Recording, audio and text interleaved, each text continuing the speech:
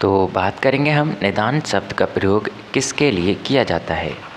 तो आपको बताना है निदान जो शब्द है इसका प्रयोग यानी डायग्नोसिस जो शब्द है इसका प्रयोग किसके लिए किया जाता है ये आपको बताना है। मापन के लिए किया जाता है क्या, परीक्षण के लिए, मूल्यांकन के लिए या फिर ये सभी के लिए। तो जो लोग ऑप्शन ए चुन रहे हैं यानी मापन के लिए निदान शब्द का उपयोग किया जाता है बिल्कुल सही चुन रहे हैं। इसी तरह से हम बात करेंगे आपके नेक्स्ट प्रश्न की। तो नेक्स्ट प्रश्न में आपको ध्यान रखना है शैक्षिक नवाचार के अंतर्गत आते हैं। तो जो शैक्षिक नवाचार होता है इसके अंतर्गत क्या आता है ये आपको बताना है। तो जो शैक्षिक नवाचार है इसके अंतर्गत हम क्या रखते हैं ये आपको बताना है। तो शैक्षिक अधिगम रखते हैं, मूल्यांकन या विद्यालय प्रबंधन या फिर ये सभी। तो बिल्कुल सही जो लोग ऑप्शन डी चुन रहे हैं यानी ये सभी चुन रहे हैं बिल्कुल सही चुन रहे हैं। इसी तरह से हम आपके बात करते हैं नेक्स्ट महत्वपूर्ण प्रश्न की। मूल्यांकन यानी आपको ध्यान रखना है मूल्यांकन के उद्देश्य हैं। तो जो मूल्यांकन है इसके क्या उद्देश्य हैं ये आपको बताना है। छात्रों की समस्या का ज्ञान, मूल्यांकन का अर्थ होता है क्या, या फिर समस्याओं का निराकरण करना। ठीक है, मूल्यांकन का उद्देश्य होता है। या फिर आपको बताना है शिक्षक द्वारा शिक्षण कार्य में सुधार करना। तो इसमें कौन सा ऑप्शन आपका करेक्ट आंसर है यह आपको बताना है। तो बहुत सही जो लोग ऑप्शन डी की ओर जा रहे हैं यानी मूल्यांकन के उद्देश्य ये सभी होते हैं। छात्रों की समस्या का ज्ञान करना, समस्याओं का निराकरण करना और शिक्षक द्वारा शिक्षण कार्य में सुधार करना कि मतलब जो वो पढ़ा रहा है उससे बच्चों में कितना इम्प्रूवमेंट हो रहा है। ठीक है, इसी के साथ साथ आपको बताना है कि जो मूल्यांकन की विशेषताएं हैं, मूल्यांकन की क्या विशेषताएं हैं। सतत चलने वाली प्रक्रिया है, गुणों का मापन होता है या शिक्षण प्रक्रिया गतिशील बनती है। तो मूल्यांकन की क्या विशेषता है ये आपको बताना है। तो सतत चलने वाली प्रक्रिया है, बिल्कुल सही है। मूल्यांकन यानी जैसे जैसे शिक्षा चलती है वैसे वैसे मूल्यांकन भी चलाना पड़ता है, यानी ये सतत चलने वाली प्रक्रिया है। शिक्षण प्रक्रिया गतिशील बनाती है, बिल्कुल सही है। या फिर गुणों का मापन करती है। तो जो लोग इसका आंसर ऑप्शन डी चुन रहे हैं यानी ये सभी बता रहे हैं बिल्कुल सही है।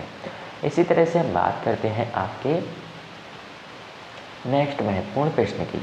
तो बच्चों के सर्वांगीण विकास को शिक्षाविदों ने 3H से प्रदर्शित किया यानी 3H संकेत दिए।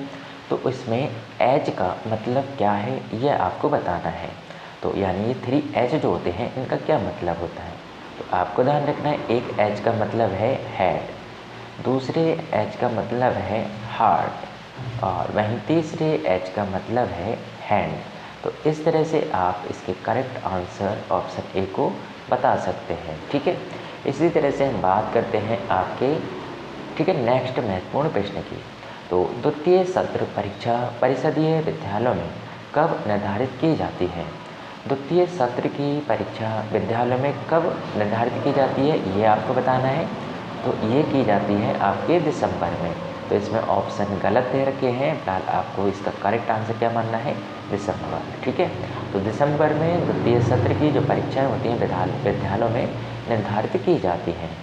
वहीं ध्यान रखना है आपको ब्लूम के अनुसार शैक्षिक उद्देश्य का क्रम क्या है, ज्ञान का बोध, अनुप्रयोग या कौशल या फिर ये सभी। तो बिल्कुल सही जो लोग ऑप्शन डी चुन रहे हैं यानी ये सभी। ज्ञान का बोध होना, अनुप्रयोग और कौशल ये ब्लूम के अनुसार शैक्षिक उद्देश्य का क्रम होता है। वहीं बात करते हैं किसका कथन है, प्रत्येक वस्तु जो जरा सी भी सत्ता रखती है किसी न किसी परिणाम में सत्ता रखती है, ये मापने योग्य है। आपको बताना ये कथन किसका है ये आपको बताना है। तो देखते हैं कितने लोग इसका करेक्ट आंसर बताते हैं। तो जो लोग इसका आंसर ऑप्शन बी यानी थॉर्नडाइक को बता रहे हैं बिल्कुल सही बता रहे हैं, यह आपको ध्यान रखना है। तो थॉर्नडाइक का कथन है कि ठीक है, थॉर्नडाइक का कथन है कि प्रत्येक वस्तु जो जरा सी भी सत्ता रखती है किसी न किसी परिणाम में सत्ता रखती है मापने योग्य होती है। बात करते हैं हम आपके जब कोई व्यक्ति परंपरागत तौर तरीके से हटकर नए ढंग से कार्य करता है तो वह क्या कहलाता है। तो यानी जब व्यक्ति परंपरागत कारों से हटकर नए नए तरह के ठीक है, कार्यों को सोचता है, नए नए तरीके से कार्य करता है, तब उसको क्या कहते हैं, हम नवाचार कहते हैं। ये आपको ध्यान रखना है। ठीक है, नवाचार में क्या होता है, यानी एक तरह से नई क्रांति प्रारंभ हो जाती है। ठीक है, तो इस तरह से इसका आंसर करेक्ट क्या हो जाएगा, ऑप्शन बी। इसी तरह से हम बात करते हैं आपके नेक्स्ट महत्वपूर्ण प्रश्न की। नवाचार एक ऐसा विचार है जिसकी प्रतीत व्यक्ति नवीन विचार के रूप में करे। यह कथन किसका है? तो आपको ध्यान रखना, E.M. रोजर्स का है क्या, बार्नेट का है, या फिर जॉन ड्यूवी का है, या गांधी जी का है? तो ये कथन किसका है, यानी E.M. रोजर्स का है। नवाचार एक ऐसा विचार होता है जिसकी प्रतीत व्यक्ति नवीन विचार के रूप में करता है। ठीक है, जिसको प्रतीत व्यक्ति नवीन विचार के रूप में करता है, ये आपको ध्यान रखना है। किसका कथन है? E.M. रोजर्स का कथन है। वहीं आप बात करेंगे, ठीक है, शैक्षिक नवाचार की आवश्यकताओं, आपको बताना है जो शैक्षिक नवाचार हैं इनकी आवश्यकताओं को व्यक्त किया जा सकता है शिक्षा में गुणात्मक सुधार करके, या फिर वैज्ञानिकों एवं तकनीक ज्ञान का प्रसार करके, या मानवीय संसाधन का विकास करने के लिए। तो शैक्षिक नवाचार की आवश्यकताओं को व्यक्त किया जा सकता है, यानी ऑप्शन डी के द्वारा। यानी ये सभी के द्वारा हम शैक्षिक शिक्षा में जो नवाचार होते हैं, नए नए परिवर्तन आते हैं, उनको हम किसके द्वारा मतलब बोल सकते हैं, आप व्यक्त करते हैं, शिक्षा में गुणात्मक सुधार करते हैं, नवाचार हो गया। वैज्ञानिक और तकनीकी का ज्ञान दे दें आप बच्चों को, तब भी शैक्षिक नवाचार होता है, शिक्षा में परिवर्तन होता है। मानवीय संसाधनों का विकास कर दें, ठीक है, उनको मॉडर्न तरीके से पढ़ाना सिखा दें, मॉडर्न तरीके से, ठीक है, चीज़ों को बताना सिखा दें। तो ये क्या होता है, आपके शिक्षा में नवाचार होते हैं। तो यानी इसका करेक्ट आंसर ऑप्शन डी हो जाएगा। इसी तरह से आप बात करेंगे आपके नेक्स्ट महत्वपूर्ण प्रश्न की, मौखिक परीक्षा किसने प्रारंभ की? आपको ध्यान रखना है, मौखिक परीक्षा में यानी मौखिक जो प्रश्न होते हैं, मौखिक जो परीक्षा होती है, इसमें महत्वपूर्ण स्थान किसका है? तो आपको ध्यान रखना है किसका है, सुकरात का। वहीं मौखिक परीक्षा सबसे पहले किसने प्रारंभ की थी? तो आपको ध्यान रखना है ग्लेडाइट्स ने। इसी के साथ साथ आप बात करेंगे दूसरे महत्वपूर्ण प्रश्न की। तो दूसरे महत्वपूर्ण प्रश्न में आपको ध्यान रखना है, शैक्षिक क्षेत्र में क्रियात्मक अनुसंधान का प्रयोग किया। ठीक है, तो शैक्षिक आपको बताना है, शैक्षिक क्षेत्र में क्रियात्मक अनुसंधान का प्रयोग किया था। तो ये किसने किया था? स्टीफन एम कोरे ने किया था, स्किनर ने किया था, या रायवर्ड ने किया था, या वुडरो ने किया था? तो देखते हैं कितने लोग इसका करेक्ट आंसर बताते हैं। ठीक है, तो इसके आंसर आपको बताना है, तो देखते हैं कितने लोग इसका करेक्ट आंसर बताने वाले हैं। ठीक है, शैक्षिक क्षेत्र में क्रियात्मक अनुसंधान का प्रयोग किसने किया था? तो बहुत सही, जो लोग ऑप्शन ए की ओर जा रहे हैं, यानी स्टीफन एम कोरे ने, आपको ध्यान रखना है, शैक्षिक क्षेत्र में क्रियात्मक अनुसंधान का प्रयोग किया था। ठीक है, ये बार बार क्यों रिपीट किया जाता है? जिससे कि आपको पहली बात ही कंठस्थ हो जाए, आपको याद हो जाए। ठीक है, इसी के साथ साथ आप बात करेंगे आपके नेक्स्ट महत्वपूर्ण प्रश्न की। तो नेक्स्ट महत्वपूर्ण प्रश्न की अगर बात करें तो आपको क्या ध्यान रखना है, यानी कार्यक्षेत्र से संबंधित समस्या के कारणों को जानने व समस्या हेतु किया जाने वाला शोध क्या कहलाता है? कार्यक्षेत्र से संबंधित, आपको बताना है, कार्यक्षेत्र से संबंधित समस्या के कारणों को जानने व समस्या हेतु किया जाने वाला शोध क्या कहलाता है, ये आपको बताना है। तो उसको हम क्या कहते हैं? उसको कहते हैं, आपको ध्यान रखना है, ठीक है, क्रियात्मक शोध। तो उसको हम क्या कहते हैं? क्रियात्मक शोध। यानी इस तरह से ऑप्शन बी बिल्कुल करेक्ट आंसर हो जाएगा आपका। इसी तरह से हम बात करते हैं नेक्स्ट महत्वपूर्ण प्रश्न के, शैक्षिक उद्देश्यों के अनुसार प्रश्नों के पक्ष होते हैं। तो जो शैक्षिक उद्देश्य होते हैं उनके अनुसार प्रश्नों के कितने पक्ष होते हैं? प्रश्नों के 4 पक्ष होते हैं, वस्तुनिष्ठ, अति लघु, लघु, ठीक है, दीर्घ, उत्तरीय। तो ये आपको ध्यान रखना है, प्रश्नों के 4 पक्ष होते हैं। बात करते हैं हम आपके, ठीक है, नेक्स्ट महत्वपूर्ण प्रश्न की, छात्रों के प्रारंभिक ज्ञान का मूल्यांकन किया जाता है। छात्रों के प्रारंभिक ज्ञान का मूल्यांकन किया जाता है, ये आपको बताना है। तो आपको बताना है कि यानी आकलित मूल्यांकन में, रचनात्मक मूल्यांकन में, मौखिक मूल्यांकन में, या फिर आपके दक्षता मूल्यांकन में। ठीक है, तो देखते हैं छात्रों के प्रारंभिक ज्ञान का मूल्यांकन किया जाता है। तो आपको ध्यान रखना है ये किसके अंतर्गत किया जाता है, यानी ठीक है रचनात्मक मूल्यांकन में। तो इस तरह से इसका करेक्ट आंसर क्या हो जाएगा, ऑप्शन बी हो जाएगा, बिल्कुल सही। इसी तरह से हम बात करेंगे आपके ठीक है नेक्स्ट महत्वपूर्ण प्रश्न की। मूल्यांकन एक निरंतर चलने वाली प्रक्रिया है, ये कथन किसका है। मतलब मूल्यांकन चलती है, शिक्षा चलती है, और शिक्षा चलती है तो मूल्यांकन भी चलाना पड़ता है। मूल्यांकन एक निरंतर चलने वाली प्रक्रिया है, ये कथन किसका है, ये आपको बताना है। कोठारी आयोग ने दिया क्या, यूजीसी ने दिया, एनसीईआरटी ने दिया, या फिर मोदालियर कमीशन ने दिया। तो जो लोग ऑप्शन सी को करेक्ट आंसर मान रहे हैं बिल्कुल सही बता रहे हैं। ठीक है, तो इस तरह से इसका करेक्ट आंसर क्या हो जाएगा, ऑप्शन सी, ये आपको ध्यान रखना है। इसी तरह से आप बात करेंगे आपके नेक्स्ट महत्वपूर्ण प्रश्न की। तो नेक्स्ट महत्वपूर्ण प्रश्न में आपको ध्यान रखना है निम्नलिखित में से किसका संबंध मूल्यांकन के संज्ञानात्मक पक्ष से होता है। निम्नलिखित में से किसका संबंध मूल्यांकन के संज्ञानात्मक पक्ष से होता है। मूल्यों का, आदतों का, समझ का, या आदर्शों का। तो जो लोग ऑप्शन सी यानी चुन रहे हैं बिल्कुल करेक्ट चुन रहे हैं, ये आपको ध्यान रखना है। इसी तरह से हम बात करते हैं आपके नेक्स्ट अति महत्वपूर्ण प्रश्न की। तो उपचारात्मक शिक्षण में आपको बताना है, उपचारात्मक शिक्षण में ठीक है प्रमुख रूप से चयन किया जाता है किसका, शिक्षण नीतियों एवं युक्तियों का, पाठ्यक्रम का, या फिर मूल्यांकन प्रणाली का, या मूल्यांकन उपकरणों का। तो आपको बताना है उपचारात्मक शिक्षण में प्रमुख रूप से किसका चयन किया जाता है, ये आपको बताना है। तो बहुत सही जो लोग ऑप्शन ए को करेक्ट आंसर बता रहे हैं। ठीक है, यानी शिक्षण नीतियों एवं युक्तियों का ठीक है उपचारात्मक शिक्षण में पालन किया जाता है, यानी इनका चयन किया जाता है, ये आपको ध्यान रखना है। इसी तरह से आप बात करेंगे प्रार्थना स्थल की गतिविधि में मुख्य नवाचार क्या होता है। प्रार्थना जो आपके स्थल होते हैं इनकी गतिविधियों में मुख्य नवाचार क्या होता है, ड्रम, संगीत, दोनों, या फिर कोई नहीं। तो आप इस तरह से कह सकते हैं ड्रम भी होता है और संगीत भी होता है। तो इस तरह से यानी इसका करेक्ट आंसर क्या हो जाएगा, ऑप्शन बी सी हो जाएगा, ये आपको ध्यान रखना है। इसी तरह से आप बात करेंगे आपके नेक्स्ट महत्वपूर्ण प्रश्न की। रेड क्रॉस सोसाइटी का उद्देश्य नहीं है, ये आपको बताना है। तो जो रेड क्रॉस सोसाइटी है इसका क्या उद्देश्य नहीं है, सेवा करना इसका उद्देश्य होता है, बिल्कुल सही है। और वहीं स्वास्थ्य में वृद्धि इसका उद्देश्य नहीं होता है, ये आपको ध्यान रखना है। अच्छा, और वहीं मातृत्व में विकास करना, परीक्षाओं को तैयार करना, क्या इसका उद्देश्य नहीं है, ये आपको बताना है।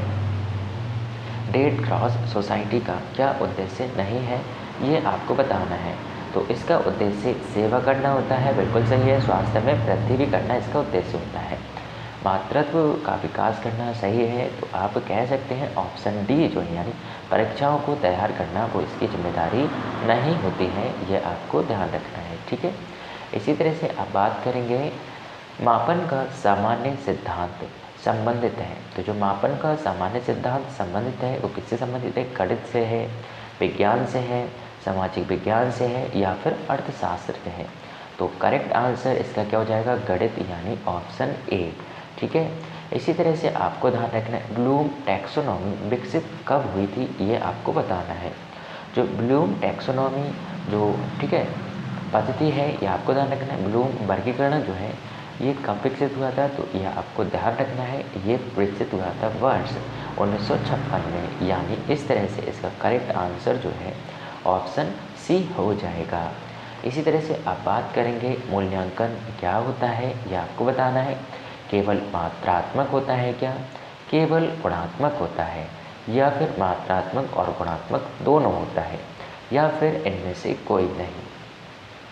तो मूल्यांकन आपको ध्यान रखना है ये मात्रात्मक भी होता है और आपका गुणात्मक भी होता है। इस तरह से हम इस प्रश्न का आंसर यानी उपर्युक्त दोनों कह सकते हैं, मात्रात्मक और गुणात्मक। मूल्यांकन प्रक्रिया के सोपान क्या है, यानी सोपान से तात्पर्य होता है एग्जाम्पल से। ठीक है, तो आपको बताना है कि जो मूल्यांकन जो प्रक्रिया होती है इसके एग्जाम्पल्स क्या है ये आपको बताना है। तो शिक्षण उद्देश्य सीखने से उत्पन्न अनुभव, व्यवहार परिवर्तन या फिर ऑप्शन डी ये सभी। तो बिल्कुल सही, आपको ध्यान रखना है ये सभी शिक्षण उद्देश्य सीखने से उत्पन्न अनुभव और व्यवहार परिवर्तन मूल्यांकन प्रक्रिया की सोपान होते हैं। वही हम बात करते हैं नेक्स्ट महत्वपूर्ण प्रश्न की। मूल्यांकन वह प्रक्रिया है जिसके द्वारा शिक्षक एवं छात्र यह निर्णय करते हैं कि शिक्षण लक्ष्यों को प्राप्त किया जा रहा है या नहीं। अर्थात मूल्यांकन एक मास्टर इसीलिए करवाता है जिससे कि उसे पता चल सके कि उसके द्वारा पढ़ाया गया बच्चों को समझ में आ रहा है कि नहीं आ रहा है, या बच्चों में कितना इम्प्रूवमेंट हो रहा है। ठीक है, तो यही बात इसने कहा है। तो बोले ये कथन किसका है ये आपको बताना है। क्रॉनबेक का है क्या, ली का है, ग्रीन का है या क्यूबलिन हन्ना का है। तो ये आपको बताना है ये कथन किसका है। तो जो लोग ऑप्शन सी को बता रहे हैं सही, बिल्कुल सही बता रहे हैं, यानी क्रॉनबेक का ये कथन है मूल्यांकन एक ऐसी प्रक्रिया का नाम है जिसके द्वारा शिक्षक और छात्र यह निर्णय करते हैं कि शिक्षण लक्ष्यों को हम प्राप्त कर पा रहे हैं या नहीं कर पा रहे हैं। इसी तरह से आपको ध्यान रखना है नेक्स्ट महत्वपूर्ण प्रश्न, यानी प्रायोगिक आपको ध्यान रखना है। ठीक है, मूल्यांकन होता है तो प्रायोगिक मूल्यांकन क्या होता है ये आपको बताना है।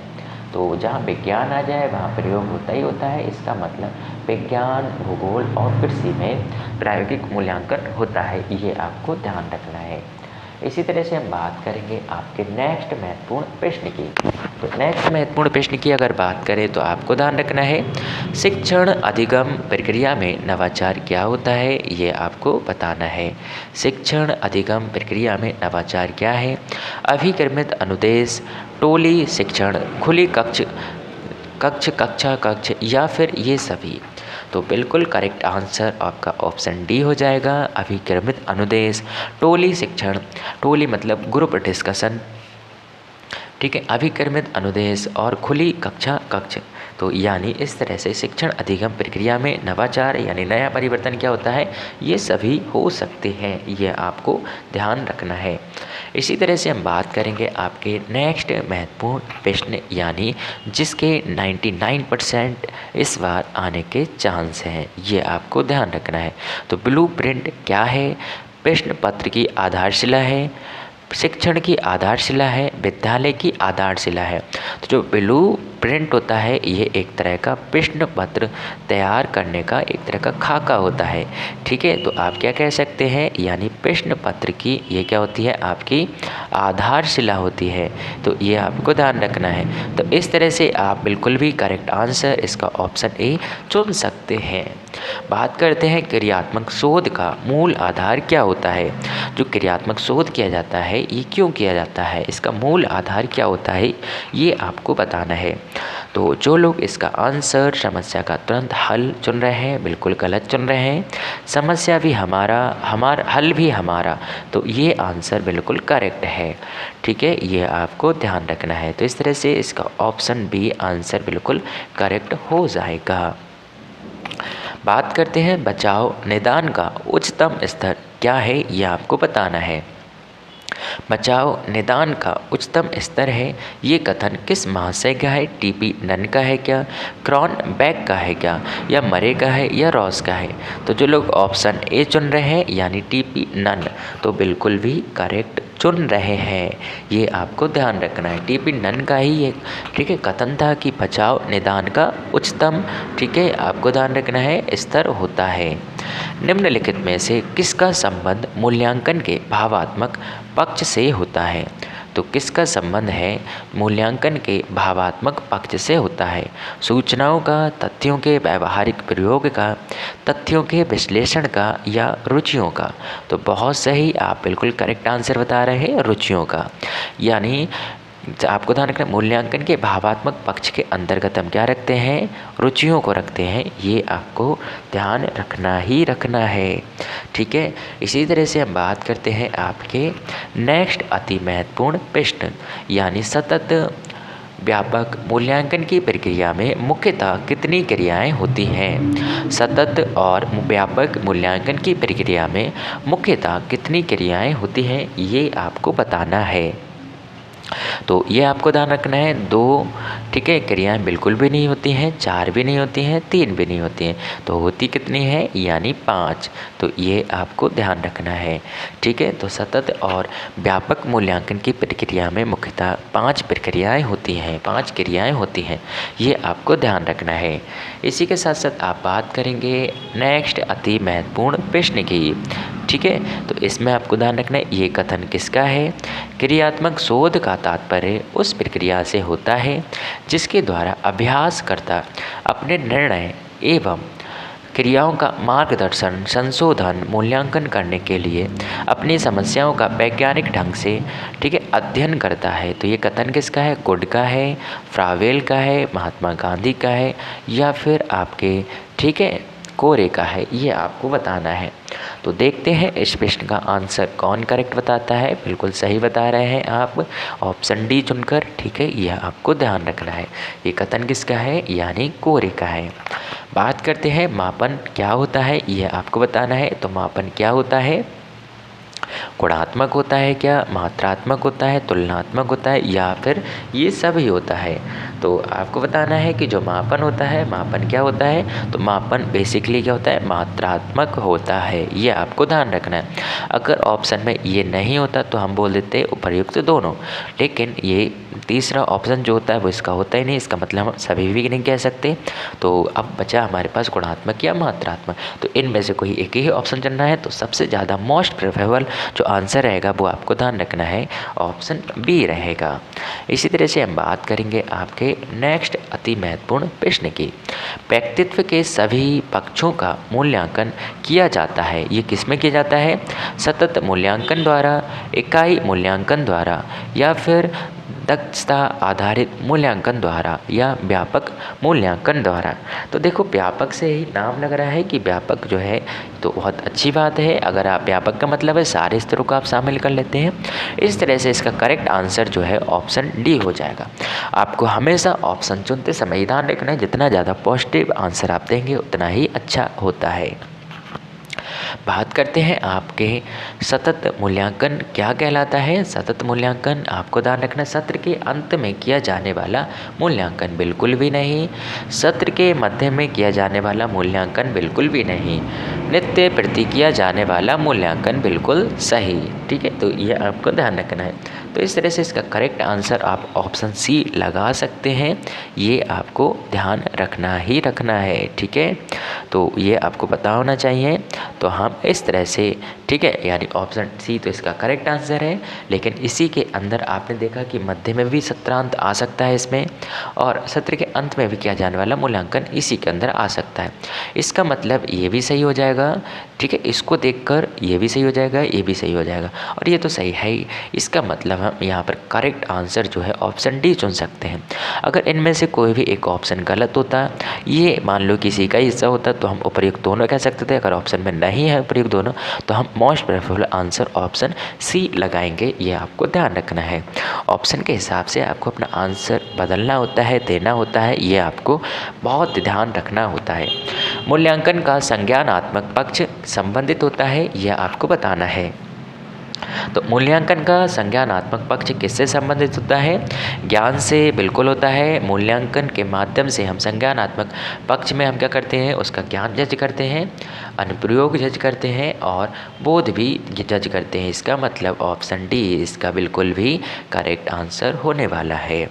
बात करते हैं आपके प्रश्न नंबर ठीक है, यानी ठीक है लगभग ये आपका 102 या 100 क्वेश्चन होगा, ये आपको ध्यान रखना है। तो बात करते हैं आपके व्यापक मूल्यांकन द्वारा मूल्यांकन किया जाता है।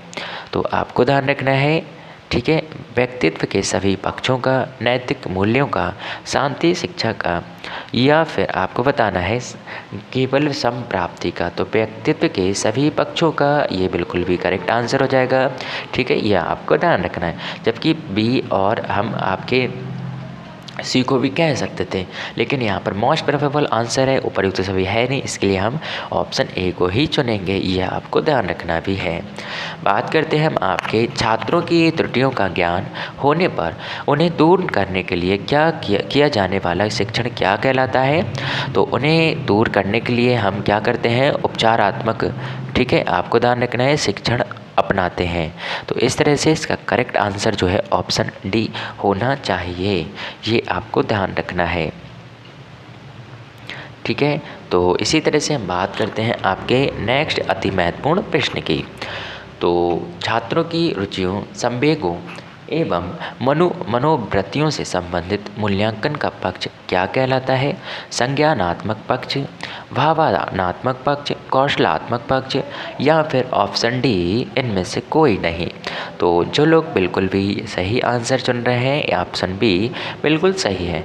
रुचियाँ देखो भाव में आ जाती हैं, संवेग भाव में आ जाते हैं, मनोवृत्तियाँ भाव में आ जाती हैं। तो ये किससे संबंधित हैं? आपके भावात्मक, ठीक है, पक्ष से संबंधित है। ये आपको ध्यान रखना है किसका प्रकार? मूल्यांकन का ही एक प्रकार होता है।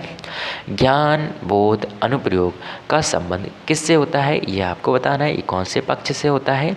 संज्ञानात्मक पक्ष से होता है। क्या ज्ञान संज्ञानात्मक पक्ष से होता है, बोध भी संज्ञानात्मक पक्ष से होता है, और आपको ध्यान रखना है अनुप्रयोग भी हम संज्ञानात्मक पक्ष से कह सकते हैं। अब आपको ध्यान रखना है, तो इस तरह से मोस्ट प्रेफरेबल जो आंसर है वो आपको ध्यान रखना है आपका, ठीक है, संज्ञानात्मक पक्ष हो जाएगा। भावात्मक में आपने देखा रुचियाँ आ जाती हैं, संवेग आ जाते हैं और मनोवृत्तियाँ आ जाती हैं। तो ये भी आपको ध्यान रखना है।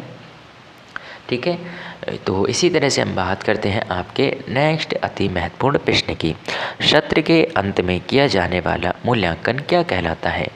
सतत मूल्यांकन बिल्कुल भी नहीं, ठीक है, और वार्षिक मूल्यांकन कह सकते हैं, दक्षता आधारित मूल्यांकन बिल्कुल भी नहीं, कोई नहीं, तो हो ही नहीं सकता। तो इस तरह से इसका करेक्ट आंसर ऑप्शन बी हो जाएगा। उत्तम परीक्षण की विशेषता क्या नहीं होती है? यह आपको बताना है। वैधता, विश्वसनीयता, वस्तुनिष्ठता या कठोरता। तो आपको बताना है उत्तम परीक्षण की जो विशेषता है वो क्या नहीं होती है। तो आपको पता है इसका मतलब है वैधता तो होती है।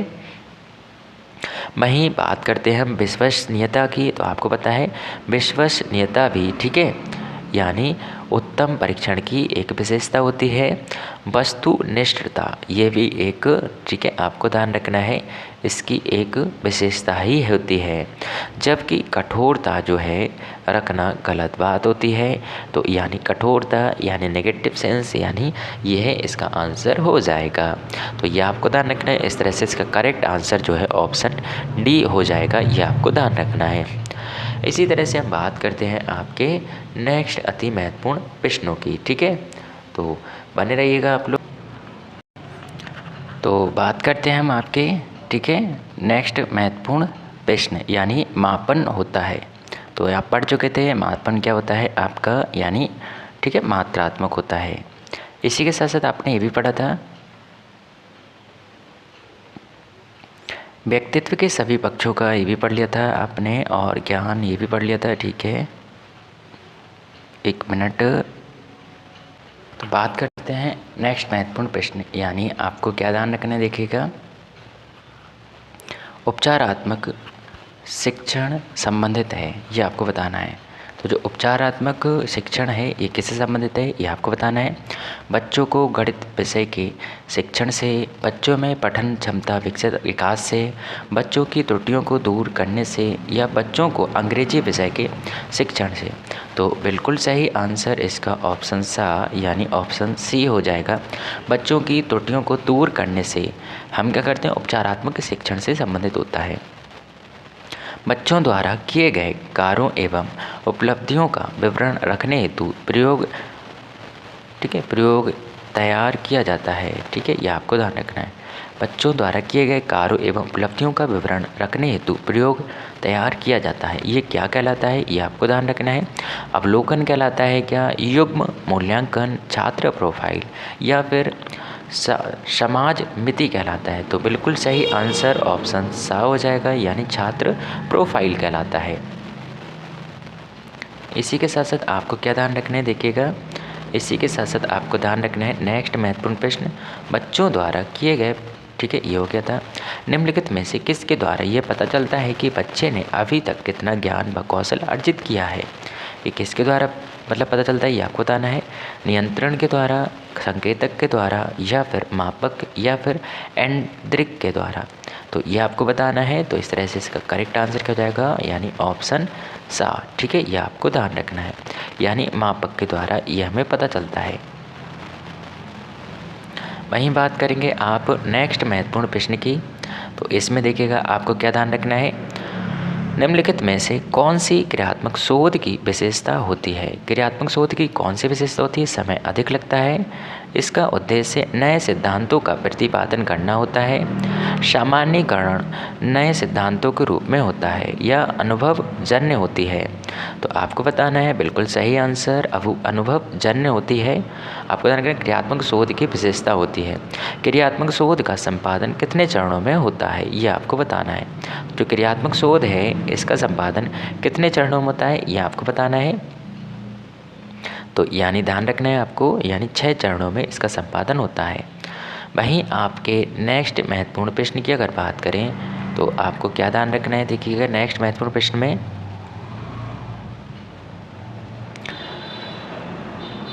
क्रियात्मक शोध में समस्या की पहचान करते समय होने वाले तथ्यों की जानकारी के अंतर्गत नहीं करता है, ये आपको बताना है।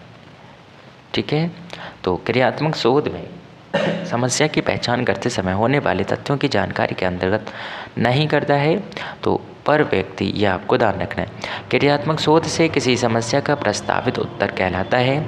क्रियात्मक शोध से किसी समस्या का प्रस्तावित उत्तर कहलाता है उपकल्पना, या हम कह सकते हैं परिकल्पना। यह आपको ध्यान रखना है। ठीक है, इसी तरह से अब बात करेंगे नेक्स्ट अति महत्वपूर्ण प्रश्न की। तो इसमें देखिएगा क्या ध्यान रखना है आपको, नेक्स्ट अति महत्वपूर्ण प्रश्न की अगर बात करें तो आपको ध्यान रखना है निम्नलिखित में से किसके द्वारा ये पता चलता है कि बच्चा अभी तक कितना ज्ञान व कौशल, ठीक है, तो आपने देख लिया था मापक के द्वारा करता है। वहीं आपको ध्यान रखना है नेक्स्ट महत्वपूर्ण प्रश्न की। तो क्रियात्मक शोध से किसी समस्या का प्रस्तावित उत्तर कहलाता है, यानी परिकल्पना। क्रियात्मक शोध जिस लक्ष्य समूह के बारे में किया जाता है उसे क्या कहते हैं, समष्टि। ये आपको ध्यान रखना है, उसे हम क्या कहते हैं, समष्टि कहा जाता है। ये आपको ध्यान रखना है। निम्नलिखित में से कौन सा क्रियात्मक शोध के उपकरण अंतर्गत नहीं आता, के उपकरण के अंतर्गत नहीं आता है, क्रियात्मक शोध के उपकरण के अंतर्गत नहीं आता है। साक्षात्कार, प्रश्नावली, प्रत्यक्षण, अवलोकन। तो यानी ध्यान रखना है आपको। ठीक है, यानी प्रत्यक्षण इसके अंतर्गत नहीं आता है। किसके अंतर्गत नहीं आता है, क्रियात्मक शोध के उपकरण के अंतर्गत नहीं आता है। यह आपको ध्यान रखना है। इसी के साथ साथ आप बात करेंगे आपके नेक्स्ट अति महत्वपूर्ण प्रश्न की। ठीक है, तो आपको क्या ध्यान रखना है, देखिएगा इस प्रश्न में बालक एक ऐसी पुस्तक है जिसका अध्ययन आदोपांत शिक्षक कक्ष में करता है। ये कथन किसका है, तो आपको ध्यान रखना है ये कथन है रॉस का। निबंधात्मक परीक्षण के प्रश्न हैं, निबंधात्मक प्रश्न के आपको ध्यान रखना है परीक्षण के प्रश्न हैं। ठीक है, उदाहरणार्थ, ठीक है, प्रश्न। वहीं ध्यान रखना है आपको नेक्स्ट अति महत्वपूर्ण प्रश्न वस्तुनिष्ठ, आपको ध्यान रखना है वस्तुनिष्ठ परीक्षा की विशेषता क्या नहीं होती है। पाठ्यक्रम की व्यापकता, फलांकन की सुगमता, समय की मितव्ययिता, रचना एवं प्रशासन की सुगमता। तो ये आपको ध्यान रखना है, इसकी विशेषता होती है, जबकि पाठ्यक्रम की व्यापकता इसका, ठीक है, मतलब मान सकते हैं विशेषता नहीं होती है। इसी के साथ साथ आप बात करेंगे नेक्स्ट अति महत्वपूर्ण प्रश्न की। तो इसमें आपको क्या ध्यान रखना है, समस्या हमारी और हल भी हमारा, ये लक्ष्य है मौलिक शोध का, व्यवहारिक शोध का, क्रियात्मक शोध का, या उपर्युक्त सभी का। तो आपको ध्यान रखना है किसका लक्ष्य है, आपको ध्यान रखना है, ठीक है, ये लक्ष्य है आपके क्रियात्मक शोध का। वहीं ध्यान रखना है आपको, वहीं क्या ध्यान रखना है आपको, क्रियात्मक शोध का। ठीक है, शैक्षिक मूल्यांकन का अंग है, तो शैक्षिक मूल्यांकन का अंग है अधिगम अनुभव। यह आपको ध्यान रखना है, शैक्षिक मूल्यांकन का अंग अधिगम अनुभव है। परिकल्पना क्या होती है, ये आपको अपना आंसर बताना है। परिकल्पना क्या होती है ये बताते रहना है आपको। तो समाधान का पूर्ण अनुमान, या फिर समाधान का बाद में अनुमान, या शोध के मध्य में अनुमान या फिर कोई अनुभव किया ही नहीं जाता। तो आपको ध्यान रखना है करेक्ट आंसर इसका ऑप्शन ए। मापन का सामान्य सिद्धांत संबंधित है, तो आपको ध्यान रखना है गणित से। मापन किन्हीं निश्चित स्वीकृत नियमों के अनुसार वस्तुओं का अंक प्रदान करने की प्रक्रिया है। ये कथन किसका है? तो आपको ध्यान रखना है ये कथन है आपका बा का, यानी ऑप्शन बी का। एस स्टीवेंस का शैक्षिक उद्देश्य के अंग क्या है? तो आपको ध्यान रखना है बालक होता है, समाज होता है और विषय वस्तु होता है। तो ये शैक्षिक उद्देश्य के अंग माने जाते हैं। वहीं बात करते हैं हम आपके, ठीक है, नेक्स्ट अति महत्वपूर्ण प्रश्न की। बालक के विभिन्न कौशल विकसित होने वाला क्षेत्र क्या है? ज्ञानात्मक क्षेत्र बिल्कुल है, भावात्मक क्षेत्र भी है, क्रियात्मक क्षेत्र भी, यानी उपर्युक्त सभी। ठीक है, इसी तरह से हम बात करते हैं आपके नेक्स्ट अति महत्वपूर्ण प्रश्न यानी प्रश्न नंबर 130 की। तो आपको ध्यान रखना है बौद्धिक योग्यता में बोध का अंग नहीं है। तो बोध का अंग क्या नहीं है ये आपको बताना है। अनुपात होता है बोध का अंग, विवेचना होता है और विस्तार होता है, जबकि अनुप्रयोग बौद्धिक योग्यता में बोध का अंग नहीं होता है। रॉस का क्या कथन था? बचाव निदान का निम्न स्तर है, बचाव निदान का उच्चतम स्तर है। ये किसका कथन है? रॉस का है, ये आपको ध्यान रखना है। वहीं आपको ध्यान रखना है क्रियात्मक शोध में, आपको ध्यान रखना है क्रियात्मक शोध में शोधकर्ता होता है। क्रियात्मक शोध में शोधकर्ता होता है उत्पादक, उपभोक्ता या उत्पादक एवं उपभोक्ता दोनों। तो आपको ध्यान रखना उत्पादक और उपभोक्ता दोनों होता है क्रियात्मक शोध में शोधकर्ता। ठीक है, तो इस तरह से इसका आंसर ऑप्शन सी हो जाएगा। और अब बात करते हैं हम आपके नेक्स्ट अति महत्वपूर्ण प्रश्नों के संकलन की।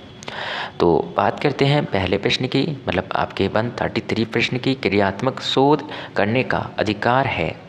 तो क्रियात्मक शोध करने का अधिकार आपको ध्यान रखना है शिक्षकों, प्रधानाध्यापकों, छात्रों और MBSA सभी को ये, ठीक है, आपको ध्यान रखना अधिकार होता है।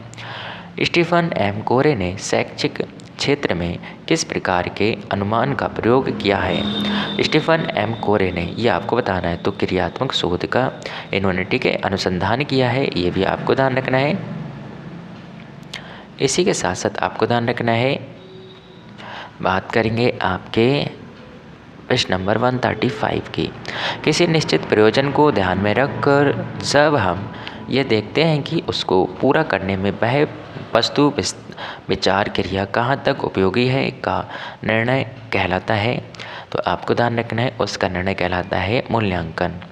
इसी तरह से आपको ध्यान रखना है आपका प्रश्न नंबर 136 का आंसर व्यापक मूल्यांकन का आशय क्या होता है, ये आपको बताना है। तो जो व्यापक मूल्यांकन होता है इसका क्या आशय होता है, ये आपको बताना है। तो व्यापक मूल्यांकन का आशय क्या होता है? तो व्यक्तित्व के सभी पक्षों के मूल्यांकन से व्यापक मूल्यांकन का आशय होता है। क्रियात्मक शोध के प्रवर्तक कौन है? तो आपने भी पढ़ा था स्टीफन एम कोरे हैं, ये आपको ध्यान रखना है। इसी के साथ साथ हम देखिएगा बात करेंगे आपके, ठीक है, तो ये आपको ध्यान रखना है। आपने अभी तक लगभग, ठीक है, मतलब आपके जो राजन पुस्तक आती है ये आपको ध्यान रखना है। राजन का जो क्वेश्चन बैंक आता है उसके जो 135 यानी अभी तक जितने भी एग्जाम हुए हैं DLED के 3rd सेमेस्टर से संबंधित, तो उनमें जो जो प्रश्न पूछे गए हैं वो सारे प्रश्न आपने अभी कवर कर लिए हैं। ठीक है, तो अगर आप नए हैं तो वीडियो को लाइक करते रहिएगा और सब्सक्राइब चैनल को करते रहिएगा, दोस्तों के बीच शेयर भी करते रहिएगा। ठीक है, और मिलते हैं नेक्स्ट पेपर में। ठीक है, अब अच्छा एक और चीज़, इसी का बहुविकल्पीय के बाद इसका अति लघु और लघु उत्तरीय वीडियो में पड़े होंगे। ठीक, प्लेलिस्ट में अगर आप चेक करेंगे तो वहाँ से आप देख सकते हैं। और इसके साथ साथ हम मिलते हैं एक नए पेपर में। ठीक है।